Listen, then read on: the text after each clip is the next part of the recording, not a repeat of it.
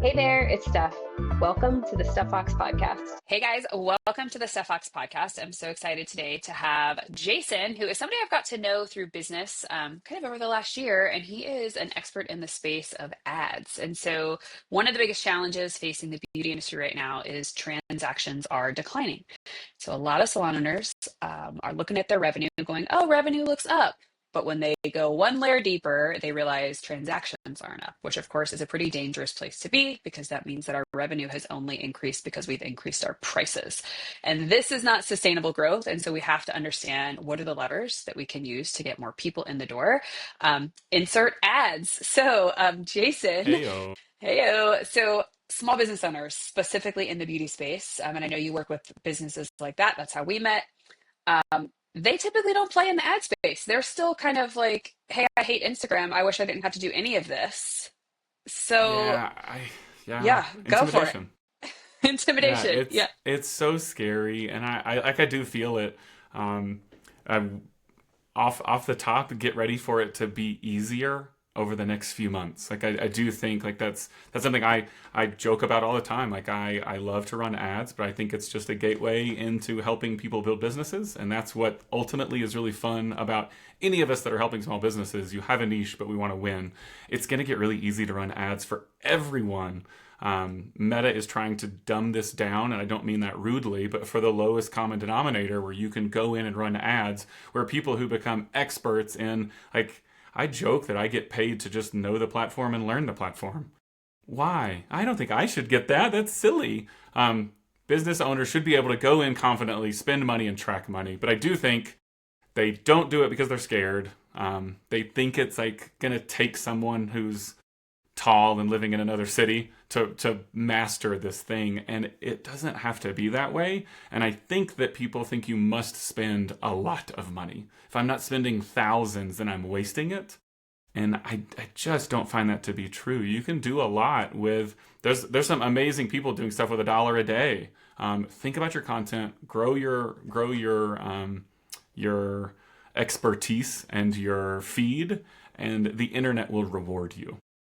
Well, and I think in the beauty space, we've got one other dynamic, and it's probably a lot of small business owners, but is that I don't have the time to do it. So not only do I not know what the heck I'm doing, which feels really overwhelming and like it's going to take a lot more time. But it's just not something I generally have time for. So I think if they venture into this space, which based on the state of the industry, I think is the next natural step that a lot of salon owners need to be taking. Um, what's like, why Meta, Facebook, Instagram versus Google? Because I think, a lot of salon owners, they don't understand the basics of these two different types of advertising platforms. Yeah, that's super fun. I'm going to start with Google, kind of rude. Google is high intent, right? People are typing in, I want this service, please. That advertising is great. I love it. 2 thumbs way up, please. That's a win. It's super simple on some level. You're looking for those searches. With Meta, you're driving new clients. That's why I love it so much. You said it in the beginning.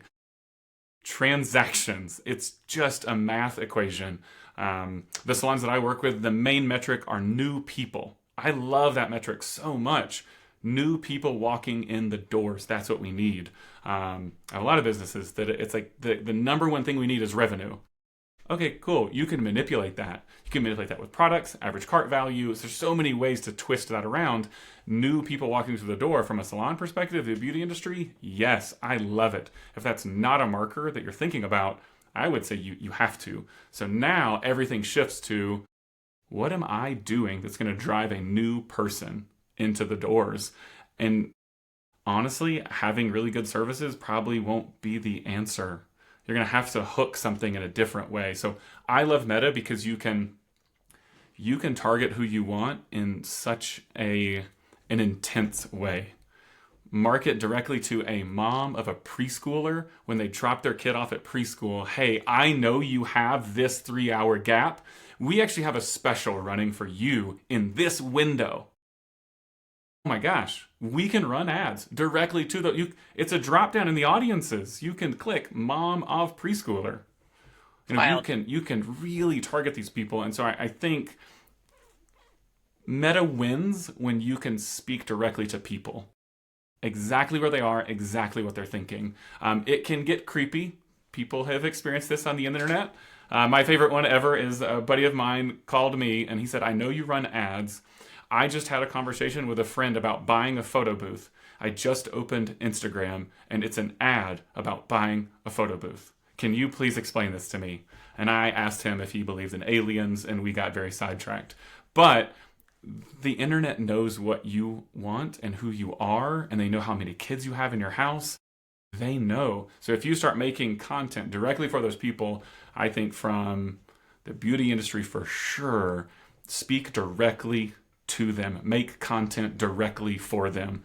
Be less generic. Be less, less frou-frou. Is that the word I should use? Talk to your people. What do they want and why do they want it? Solve a problem. And now we get into the maybe the technical components.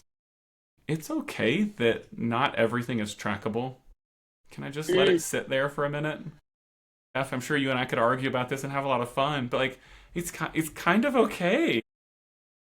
Just put $5 on it and see what happens. I tell everyone, if you see a post that's doing twice as good as the previous post that you did, put $5 on it. Don't think about it. Don't use your brain. It's $5. Don't drink a latte today. It's $5. If we can't flush $5, we might not should have our businesses. If something is organically doing good, just put a little gas on it. The internet loves that. When I build campaigns, I think everyone should have this structure that part of it is just getting new eyeballs. Chase new eyeballs. I've run this test many times with other people's money, and it's very fun. There's a huge difference between people who look at things, people who click things, people who fill out forms, and people who buy things. And Facebook knows. And so when you set up your ads, you pick, am I looking for people to view my ad? Do I want people to click on my, or react? Do I want them to click on my ad? Do I want them to fill out a form, or do I want them to purchase? Meta actually knows that Jason's not a buyer. He's not going to do it. But he's going to click, he's going to view, he's going to watch. Because I'm a lurker, and I'm totally good with my status in the community. I'm going to lurk. So people are building content. When I scroll through my feed, I can see people are looking for me. I don't get a lot of shop ads because I've never bought anything on a shop. But my mom will impulse purchase something on the internet. She will get a shop ad because she is that person. So stagger your ads based on who are you looking for? What do you want? What do they want? And what problem do you solve? I see more people getting lost in what problem they solve. I had a conversation today, and I asked, what problem do you solve? And they pitched me the product. This is very real in the salon world. So, and I think it comes from just not understanding marketing well because they're busy doing a lot of other business things. But it's like, well, what is it that you're really selling? Well, I'm selling haircuts. It's like, well, so is everybody else that has a salon. So, like, what else? Like, why is it different? And I think that comes down to like the problem, the pain they experience, the emotion of the client, right? Like, even age, like male, female, like, who are you trying to get to? So, what advice would you give a salon owner if it's like, okay, I want more haircuts? How should they think about that in terms of what type of content to create? Ooh, that's super fun. I just pitched it this morning. I love before and after so much. I think people want to see their possible reality. You're like, I need a haircut, guys. I feel it. What am I doing here? I feel it right now that I need a haircut. So a before and after of a person who needs a haircut, a person who has a haircut, what you can do. And again, you're not selling a haircut. You're selling transformation. You're selling a change. You're selling confidence. There's so many other things that you can put into what have I done with this person's hair. You didn't sell awesome color. You didn't sell extensions that can't be seen. No, you sold confidence, you sold transformation, you sold whatever those things are. And I think that's the content that you're selling. So you're thinking about not just, oh, I should post this before and after. No, like, hey, Jason came in and he told me that he wanted a haircut because he's trying to look like a professional. And, he came in and he does look professional, but check out what we were able to do. Boom. And you have something fun, play your music, whatever it is. People love authenticity. They want to see real people. In a world filled with AI, we could go down a rabbit hole if we want to have some fun. I'm playing in some service industries where we use AI photos way too much. Let's be the one thing that always shows real transformation because we're changing real people's lives. It's the beauty industry. We are. I just saw a post actually, it might have been about a month ago from the head of Instagram, Adam Maziri, and he said that the future of Instagram success is going to live with people who clearly create real and authentic content. That in a world that everybody's starting to feel kind of ick about the noticeable, oh, that's not real, right? That's AI. That Instagram is going to reward the content in terms of its exposure and reach if it looks like it's a real person, Yes. Yes. I which think love that. I think that's the reason live shopping is booming. I think it's the Mhm. reason live shopping may die as well because you can AI some weird things in there. But like people want authenticity. They want to know that we can, oh, yes, Steph does this every single week and I trust her because I know that's a real human. I know this Mhm. is a real interaction. And so I do think salons in the beauty space, we're humans. What do you I've lived in think? the digital space a long time. Being the most human will absolutely win. And you're in a community, so tell your community's story. I think I want more beauty folks to tell that. Like, I live in this town and I freaking love it. That's Interesting. exciting. What do you think about, um, and maybe other people's feeds don't get bombarded with this, but mine does because of the work I do. But it's like, here's all these AI tools that are going to make running ads like just make you millions of dollars, take you no time, and clearly it's all like AI created, including the content. So, what do you think about those sort of platforms? Because I think they could probably be pretty alluring to a salon owner. Yeah, set up your Claude bot and let it run. It's really neat. I'm playing with it. I love it. I'm fascinated by it. Maybe I should caveat all of this. I think that AI is wildly interesting. I think it's one of the funnest things that we've had to enable your business. You want to talk about knowing data and understanding data? That computer knows data really well. Analyze, use it, play with it. So I want to just say, very pro AI. Setting up a Claude bot to build all your downloadable PDFs and build your Shopify store and run all of those components. I mean, it's the same snake oil that has always existed.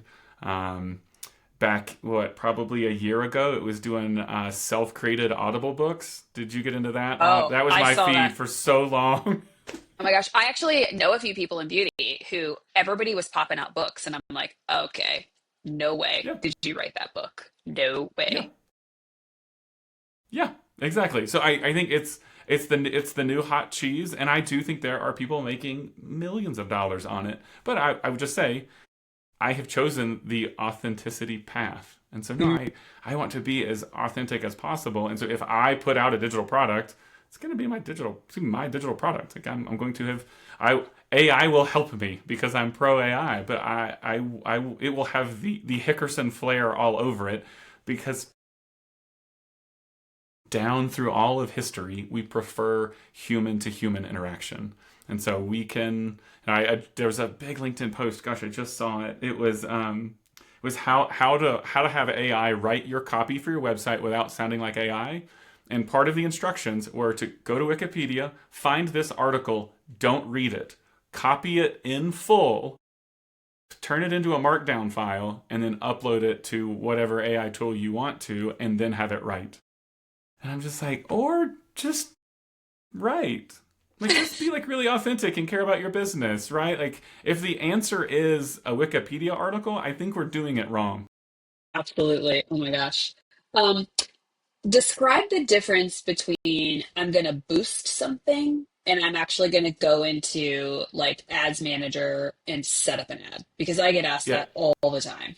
that's a really great question. And my opinion has changed because the Facebook gods, the meta gods have changed, and how Apple works has changed. When you're boosting on your Instagram account now, there's a chance that you're going to go through an Apple payment process that boosts the cost, and it's way more expensive. And that part is so painfully sad to me because I was a big proponent of like, no, just boost it. Yeah. No, if you like a post, boost it, do it, do it, do it. You can set up those audiences. You can save those audiences. You can build audiences, boost it. I'm all in. Now the way that they're kind of doing it, they're pushing it. If they're going to make you pay more to use your phone, I just really struggle. So still do it. I'm still pro the boost. The boost has fewer controls. That's the way that I phrase it. Okay. The boost is kind of the lowest common denominator from a like, I don't want to get into, in the ads manager, it's campaigns, ad sets, and ads. So what do I want? Who do I want? And what am I presenting? The boost doesn't have any of that. It just, who do I want to show this image to? And then what's my main goal? It's a very similar setup and concept. I have no problem with people boosting. I would say do it on the desktop now, though, because you don't get charged a premium. Why are we charging premiums to run ads, guys? Yeah, that's wild. If I'm a salon owner and I want to get into ads, what are some of the like logistical things I have to think about? Like, where am I sending them? Like, do I need a separate sales page? Like, what's important to kind of Great prepare? question. Yep, great question. This is the space that I really love because it's so murky for everyone and it gets really technical and it doesn't have to be, but like I get it. It's intimidating. You got to have, I would encourage everyone to have a business manager. And let's start here. This would not be what I talk about, but you need to go to business.facebook.com.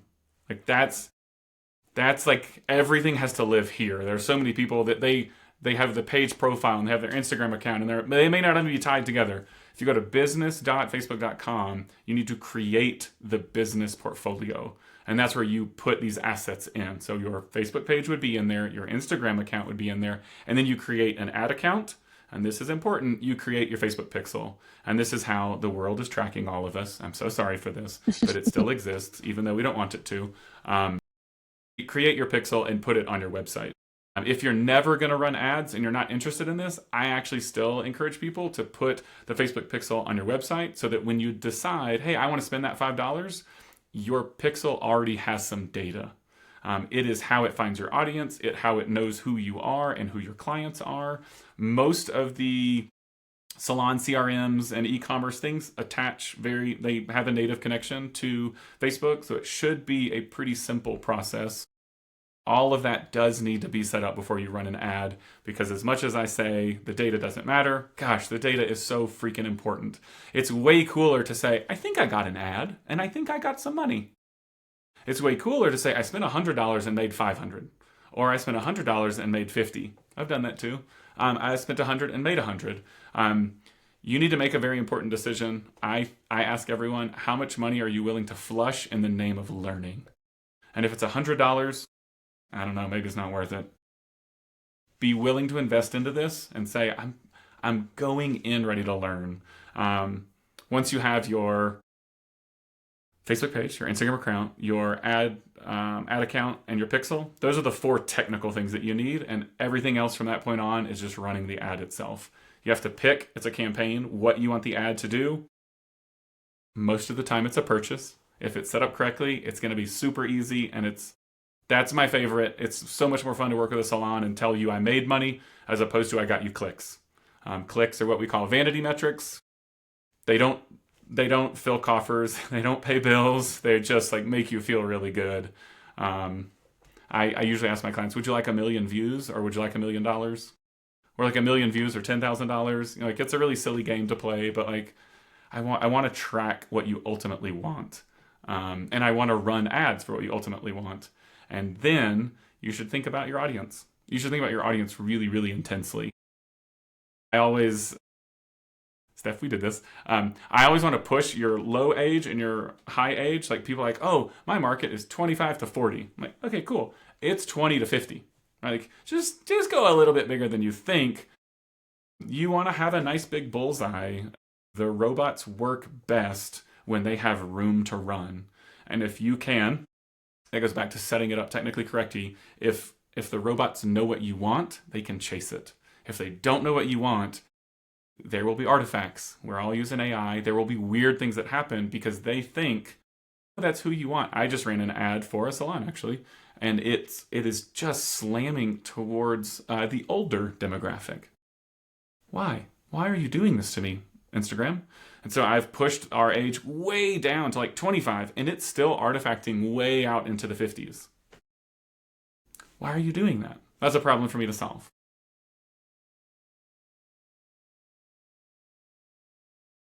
It is. So that's 100% the person that is interested in what we're making. So to me, that means we go back to the content itself and go, all right, let's add something.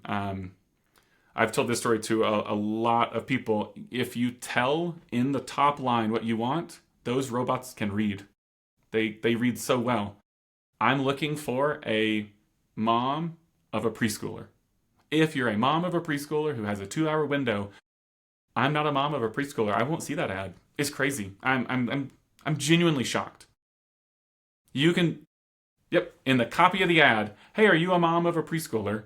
We have a solution for this gap. We know you're going to drop that kid off and try to go shower. We're pro showering. Come get your haircut too. Like, run home shower. We have a gap built just for preschool moms. And I actually think there's a whole, I don't know why I've made this idea popular right now, but like, man, we should go after moms who have that tiny window. I just talked to one yesterday where she was joking about it. Like, I just want to go get a haircut. I just want to get a haircut. Yes. You can give them a little OJ, a little extra, and it's a delightful time at a salon.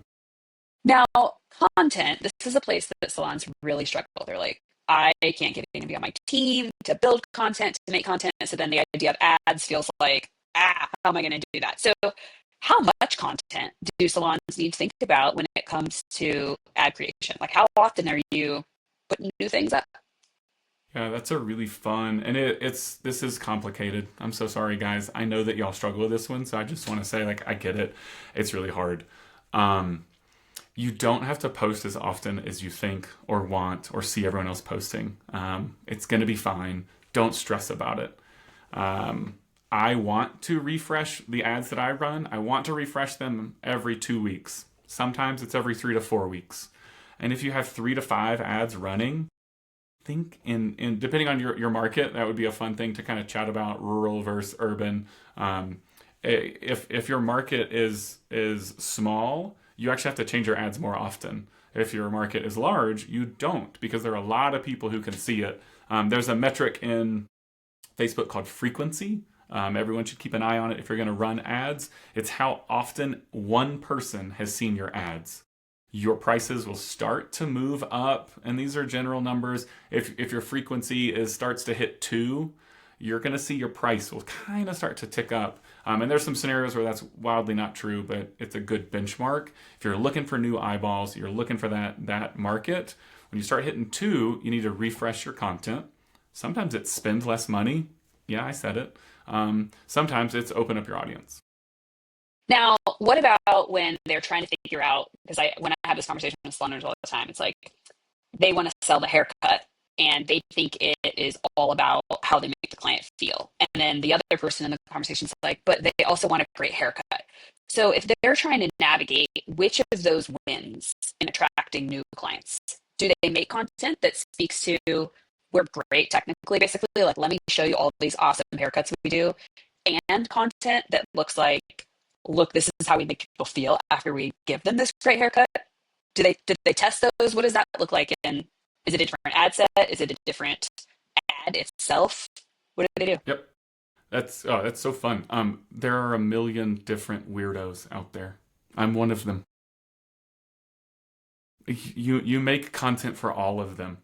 Like, I do think of your core, think of your core, think of your core. Don't get lost in the edges. Don't get lost in the fringe. Think of your core, think of your core, think of your core. Your business is a bell curve. Like, these people over here, don't worry about them. They're going to show up. They're going to be good. Focus on these guys that build everything. They are what matters. And so there are people who want technical haircuts. They probably know. I'm a dude. Go get my haircut, and they'll ask me technical questions. And I always kind of giggle because, like, I'm so sorry. This is what I have. Like, which guard would you like? Yeah. They ask every time, what do you do on the sides? I've now learned I like one on the sides. I've decided. Yeah. Guys have been trained that way. Yeah. Yeah, it's not a difficult question. But, like, I mean, I went for several haircuts where I was like, I've never thought about this. What does this mean? What do I like? think about A this question every about time I take my sideburns. boys to get their haircuts. They're always like, we go to a barber and he's always like, what do you want on the sides? And I always think it's a good thing. I know what a one is, what a two is, because I'd be like, I don't know, like short. Can you make them look normal? Yeah, no, I usually say I want to look like an adult, and not old. That's the parameters that I live in. Like just yeah, yeah, exactly. I can look like a 20-year-old if I'm not careful, and so I don't want to do that. I have a beard. It keeps me looking young. That said, make the content for those people, and then let the internet tell you it doesn't lie. If you make content for your people, if you make a technical piece and it does absolutely horror, it tanks, don't do it again. Or you might do the technical stuff and it books one person because they're over here. Now you have to ask yourself, was that worth it? I might say it was because I value that new client more than I do good interactions. I would take money over interactions. So now you're asking that question. Okay, I'm going to make more content like this. If we do another technical, do we get another booking? Well, I'm going to do another transformation. Do I get another booking? Because transformations, people will share. They'll talk about their past. They'll whatever. And I do think when you show people that are in your community, when you cut a person of influence or a person of status, yes, like it's a win. If that they'll let you say, hey, we cut their hair. Please let me post that you are here. It's gonna be a win. But if it doesn't lead to bookings, I'm why are we doing it again? What's the purpose of this? So I think every content needs to run through that little bit of a filter. Oh gosh, I'm about to stand on my soapbox and I'm really nervous. Salon owners are very kind in their marketing and they're very soft in their marketing. I tell everyone I'm here to be the sleazy car salesman that doesn't let you leave the parking lot. And it's okay to do that. You don't have to do it all the time. You don't have to be that guy all the time. But the amount of salon owners creating organic content with no call to action. Please stop. Please stop. Ask them to do something. And Steph, I think we talked about this one time. Just ask them to do something. Like I don't care if it's like, hey, tag a friend who needs this. Hey, share this with your husband. Hey, share this with your roommate. Give them an action. Like what do you want them to do? Every post should end with it. Yeah. I see a huge opportunity there in the organic social space where it's like they make all these posts and then they feel frustrated because it takes so much effort to get content. And they're like, well, I don't know that this does anything for me. And when you look at all the posts, it's like, well, you're not asking anybody to do anything. You're just letting them mindlessly scroll and see your content. And if it's kind of pretty, they, pop the heart on it and then they're like on to the next. Like that's what we Yeah, do. and they've hearted so many salons. They just like people. Yes. Like a specific sales page. What's your thought on that? Do they need to pull out like, okay, I want to grow haircuts or hair color, like identify the exact service, or it's just like, oh, hey, here's my salon, come to my website. Yeah, I love for people to go into their niche and like sell the service as it is. So have a post. I worked with a med spa, and it was like, no, have a post showing that specific facial and like why it's here and what it is, and direct them to a place where they don't get lost. I don't want them to realize we also do Botox and every other thing. No, just boop. Just want this facial. Bloop bloop. And now I'm off to the races. You want to avoid as much confusion as possible. And I would say, let's also know, I know that's more work. And so don't do it for everything. Don't do it for every service. I'd be intrigued. I'm going to ask you a question. How do you view like monthly specials and doing that kind of stuff? Because I'm very pro from an advertising perspective. I really love to do a like a monthly special, but I think that's where I would say build a landing page for the monthly special where they can easily buy it and move on. But I'm curious, you work in a lot more of this space. Monthly specials, pro con. Yeah, I'm a huge fan, and I'm a huge fan from two perspectives. One, from a consumer. Like I think about my own med spa experience. I love getting her monthly newsletter that tells me what is like special that month, because the likelihood that I'm going to add something on that she's offering is high, whether it's a service or a product. So I look for that in especially the med spa space. I love it. And I think spa is a huge advertising opportunity for salons that are salon spas because they tend to lead with we're a salon and the spa is over here kind of like a unloved stepchild. Like we're not paying it any attention. And then they're like, oh, well, we're not getting busy in facials. And it's like, well, that's because we don't talk enough about it. Like we talk all the time about hair and people see that on, we're a salon and they don't think spa. So um, I love it from a consumer perspective, and I love it for sales driving because again, we're down in transactions, and so I'm not pro discount all over the world, but I am pro build on top of what's there. So sometimes, yeah, it's a straight up discount, but sometimes it's also like, hey, the special this month is like with every haircut, get this. Like, come in and get a haircut and get this great blowout with it, or come in and get a haircut and get this great shine treatment, or whatever it is. I don't think we think creatively enough in that. And I absolutely think consumers bite on that and look at beauty and Ulta, Sephora. Like if you shop there, maybe you don't shop there, maybe your wife does, but if you go in that store and you're buying product every time, they're checking you out and they go, oh, wait. And they turn around behind the counter and they grab some goodies and they pop them in your bag every single time because every brand that sells inside of the stores understands the concept of gift with purchase. Yeah, that's capstone. I think everyone can live right there. And I love that you said you don't have to discount it. It's easy. It's so easy to say, we'll just do 10% off this facial for the month. Like this is our facial of the month. I love keeping my prices the same and giving value. There's a way to over deliver. Find that thing that you do that's maybe only time. Like let's do that because now I didn't cut my prices. There's no weird expectation of like, oh, I only got this because it was discounted. Discount shoppers are actually a bane of existence for a lot of people because they can hop around.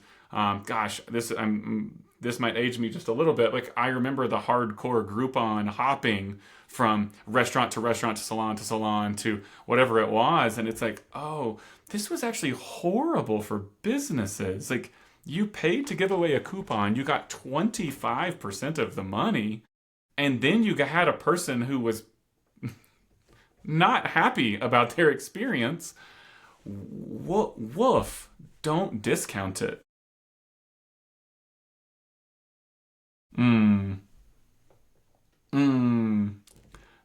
Yes. Speaking of, you said something about Yelp. I'm gonna take it into Google and organic content. Post in more places and don't be afraid of it being a little bit stale. Think about like regular Facebook, Instagram. Google has posting, guys. Updates exist on your Google My Business page, and it's the most underutilized thing I see. I now judge businesses based on if they're using their updates. I usually think that means they've hired a marketing company. Post your services. So I do hardcore evergreen content inside of the Google Business profile. Do an update that is a service and do it once a week. Don't worry about it. And now here's the magic. It all became keywords not that long ago. So now whenever someone is searching, they're going to type a keyword in. Well, if you have a service that is a keratin treatment or is anything else, if you've done an update about that, that now adds to your keyword bank. So it's not just your website. It's not just the keyword itself. It's not just the ad you're running if you're doing an ad. It's also that it's in your update. And so I could rant an entire podcast length on making sure that profile is up to date, accurate, fully filled out. There's a whole new set of fields. If you haven't done it in 90 days, go check out your Google My Business profile and update. Is it friendly for children? Is it handicap accessible? All of these things, Google wants you as a business owner in their platform. Reward them by trying to reward you. Update the listing. Give the services that you mention, and it's like a guarantee you will get more business. One of the things I used to do when I owned my salon, and this was years ago, so it feels like probably the early days of even Google having business profiles. But it was like a Monday manager task where it was like, you have to put 10 photos on this page every Monday. And I don't know if this even helped anything or not, but we would change the name of the photo to whatever the name of the service was so that it was like specifically the keyword. And we'd upload 10 pictures. And that was it. Like that was the job every Monday. So just good. Put it on there, and reply to all the reviews. Yep. You said replying to reviews, guys. Man, even if somebody's mean, do you know my favorite? I ran a website that was special and quirky, and I got a very mean email that was disparaging our website and had a phone number. I just called him. I was like, "Hey, Doug, I'm so sorry you felt that way. Can you just tell me a little bit more about what you were thinking?" Doug almost passed out because he was like, "I had no idea anyone would get my email." And I was like, "Oh, we're actually a pretty small website. It's just me and these 3 people. So I got your website. My name's Jason, and I'm pretty sorry that happened. It does feel like that's something I want to fix. Is there a way I can make that good for you?" And he just kept saying, "I really didn't think anyone was going to read it." Well, you did send an email. So the reviews, I have an Airbnb, and we had a bad review because it rained and the person fell and their kid got sick. Obviously, things I can fix. And they wrote a pretty tough review. And I just wrote a really kind response that was like, "Oh my gosh, I'm so sorry this happened to you. Man, that's a horrible trip. Come back anytime. Let me know. We'll try to work something out." That's it. I had a guy rent from me, and he called, and he was like, "I want you to know I picked you because that mean lady, you were nice to her." Oh, guys, we're humans. Who doesn't want to go get their haircut by a friendly person? I Just makes respond to me think reviews. of the leadership work that I do. It's like the same thing. It's like if we lead with defensiveness when one of the people we're coaching is defensive, like this is never going to go well, right? Like they defend themselves because they didn't like how you approach them, so you puff up and like because you're the boss. And it's like it just never works. And it's the same in all of our outbound marketing. Like our brand shows up to the tune of our language, like whatever we put in the review reply, whatever we write in the copy, like people are smiling, like having fun. Like it's so like, wow, you're either really serious, you're really fun, you're really professional. Like it says a lot when you look at somebody's brand across the board. Yeah, yeah, So absolutely. like, okay, let's go back to I'm a salon owner. I realize I need more new clients. And I'm trying to figure out this organic social thing, but I'm also recognizing like I probably need something more. And by the way, in my personal opinion, every salon needs the something more. You have to drive transactions. You have to. This is like the core of the whole business. More butts in the chair, like get more people in. So if I'm prioritizing this and I don't want to do it myself because I can't, I don't have time, I don't know how. Walk me through if I worked with somebody like you, what does that look like? We're going to have a call. You're going to tell me what I need. Like, give us the lay of the land. Yeah, that's fun. There are a couple paths. So, like, you can find an agency. There are lots of agencies that do amazing, great work. And so you'll get an account manager, and you might get to meet with them once a week. Usually, I feel like they're on the once a month clock, and then you exchange a ton of emails. Back and forth. Usually, if you work with an agency, they'll create their own content and they'll run it past you. I find that spot gets a little tricky because I want the most human, authentic experience. So I want the salon to control the content. I say it all the time. You should control that content unless you're in a space where you can kind of give that away and give them all the assets they need to create actual content. So I've seen a salon that does a really good job taking photos. They dump all those photos into a Google Drive, and the agency just pulls from there, and they can run. That is a beautiful way to go. I really like it. It's pretty hands off. It's probably the most costly way to go about it. Your second option is to kind of find someone that either specializes in paid media or just is a smaller shop. And I like to do a 15-minute meeting once a week because that's how I know what's happening in the shop. I think it's really hard to do advertising for local companies without knowing what's happening in the town. Like there are things that we should be taking advantage of. Oh my gosh, you're at this festival. Oh, okay. There's a festival going on. Is there a way we can take advantage of it? Like that kind of stuff, it only happens if you have a regular touch point. It doesn't have to be long, 15 minutes. Most people that I work with will do it on their phone. That's fine with me. I don't care where you are. Let's have a touch point. And at that point, I'm taking the content that you post organically and I'll pull it in for an ad. Sometimes it's recreating it. So, hey, your brand is here. Your words are here. I really like it. I'm going to add a real CTA. That's probably what I do most often. that was a really sweet post. I'm going to ask people to actually come get their haircut. Book now, phone number, whatever we want to do. I'm going to take that post and kind of recreate it as an ad. And you're going to tell them a budget. Most people should stay within a certain number. I will say this. We're now past this, and I think every agency that I know, everything should be done in your own ad account, and you should have access to it. It's your data, it's your money, it's your everything. If someone says, I'm going to run your ads over here and you can't see it, it's a red flag for me personally. I love my data. And so I'll give you access. I'll give you carte blanche access. I'm in, but it will be mine in case this goes sideways. I'm plugging you in before my whole computer turns off. Okay, so if I'm working with somebody like yourself, what I hear you saying is I don't have to make a bunch of content. You can pull what I already make. Like I don't have to make new stuff for you. Yep. Yeah, and I love the content strategy piece of being able to ask for it. I do find you guys seem busy. It's kind of weird, right? Running businesses, trying to run the business and grow clients. It's really tough for me to be like, oh, I have a crazy idea. Why don't you go outside and make this video like this? It's tough, but I do have like a kind of a running list of like an ad that everyone should make today. Here's my like freebie of the moment. Walk outside your store, get in a car, shut the car door, and show what it's like to go to your salon. What happens when you go to the desk? When that person greets you? Do they give you champagne or a Coke? I don't care what it is. Like walk you to a chair, have you be greeted, and that's like give people an experience because you're asking people to do something new. And so I have lots of thoughts on that. And I'm always willing to suggest ideas, but I do know that's a tough one. And so I don't want to be held up running advertising based on your content. You have a whole bunch of content. You're taking a whole bunch of pictures. I can use them. I'm happy to use them. And then we'll run ads. I have a little system where they get to approve them. It's like, hey, this ad, I do it without approve. What is it? Oh, shoot. It's without objection. I'm going to send this ad. It's not an approval, but if you don't say anything, it is live. And so the process, I don't bottleneck me. I'll try not to bottleneck you. Keep it fluid, let's get as many new clients in here as we possibly can. And so obviously, like paying for somebody to support your ads, there's the fee that they would pay you.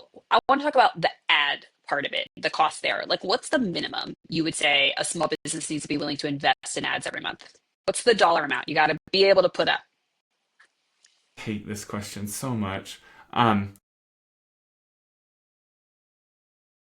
Yeah. 100,000. I think so. I'm actually going to equate it to market on some level. If you have your market kind of small, maybe you're in a place of 250,000 people, it'll be a different number. So let's say your market, like your town, you're like just under 1 million people.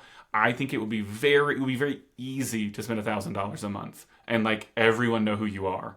So if you want to test, I think people should be pretty comfortable being able to put 250 to 500 in the circle. As like, let's see where this is going to go.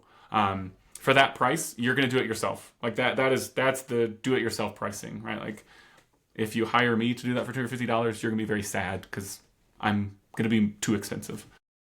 But I'm happy to help and consult and be like an outside counsel. I'm like, oh, hey, you're spending that money really well because I actually know how scary it is. I've had very few clients start out at $250 and then want to continue to scale because that's a scary window of money. You're either winning or you're losing. That's it. With $250, your test is never mediocre. You're never like, oh, that was all right. You're either like, wow, I spent 20 hours and I hate myself. Or you're like, wow, did we just make money? I guess we should keep spending. And so my problem with the 250 is it's a win or pass. So I think spend $250 a month for 90 days. Can you put $750 into your business over the next 90 days and just find out what happens? And then if you're doing it through the boosting, you're using organic content, all of that, hey guys, you got to have a way to tie it back. How are you going to know? Are you going to ask them? Are you talking to them? Are you having the conversations with the people? This is a tiny pet peeve from many moons ago. Just regularly ask people what brought them in today. Hey, where'd you see us? Did you see us on Instagram? You can ask people, hey, did you see us? We have a billboard over on Fifth. Did you see that? Like, whatever it may be, start being normalized talking about your advertising. Like, hey, we're trying to grow. I mean, this is really silly, but like, tell your people in the chair that you want more people in the chair. They like you. I like the people that cut my hair. And so when they're like, hey, we got a bunch of times open, I'm like, oh, well, my boys need haircuts too. I'll bring them in. It's time. Normalize talking about it. Yeah, that's a big one. Hair people get really uncomfortable feeling like salespeople. Again, I'm here to be the sleazy car salesman that won't let you leave the parking lot. It's fine to say, I'm annoyed every time that they don't ask me to book my next appointment. What? Why would you not just ask me? My answer will be no. I'm sorry. I'm mean. But like, you should ask every single time. Hey, do you want to book your next appointment?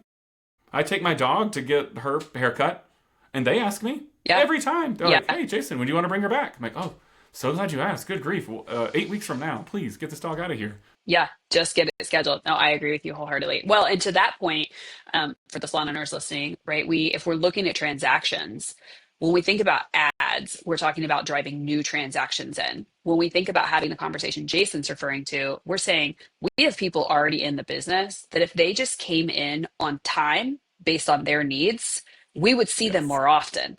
So we would increase transactions with no spend. And so absolutely, if you're working for transaction growth, these are two sides of the same coin. You have to be doing both of them. You need more new people. Maybe that comes through referral requests. Maybe it comes through ads, some combination of both, and absolutely rebooking your current people. Like these, all three should be happening. And I like to say this, running ads will always highlight something broken. So like, I actually think it's a later soapbox, but testing your processes with advertising. I worked with a client and they were wanting phone calls, and I got phone calls. I got so many phone calls that they were like, what are we supposed to do with all these phone calls? And I really thought, maybe sell. Like, what do you mean? What do you do with these? This is what you wanted. You sell. And they're cool. They're not qualified. You're right, but they're triple the amount of phone calls. Maybe just get through the unqualified and sell to the qualified. This is not in the salon space, but like, we highlighted that their sales process was broken. Some of you guys have a sales process that is broken if you're not rebooking, if you're not talking about advertising, if you're not normalizing some of these, like, I would say front of business, front of house operations. Advertising is not a silver bullet. It's gas. It doesn't magically drive new clients. It will magnify what's currently happening. Yeah, gosh, that's such good advice. Okay, so as we wrap up this, what's your kind of piece of advice you would give if somebody's never done advertising, but they know, gosh, I need new people? Your little quip, your little thought, your advice, where to start. Let's round out with one. I had a cool quip. I got to work on that. All right. I mean, there's always a one-liner waiting. Eat more chicken. It's got to be just like, find a moment in time and just give it a shot. Like you risk it. Like, you opened a business, the scariest thing that anybody could do. You've already done that part. So now we're saying, put $500 in the circle and say, what happens if? And I would say, I know we're just talking about Meta this entire time. Facebook and Instagram are our friends. Put it there. That's great. But like, if you've not spent any, I'd put it on Google tomorrow. The amount of people that are looking for a haircut or extensions or color or whatever you offer in your neighborhood is wild. And that's free. That's free clients in my mind. So just start spending a little bit and ask. Yeah, that's awesome. All right, guys, thanks for listening. If you want to know more about Jason and how to get in touch with him, you can find it in the show notes below. I'm a huge fan. I work with Jason and have now for the last year, and so highly recommend. Jason, thanks so much for being on today.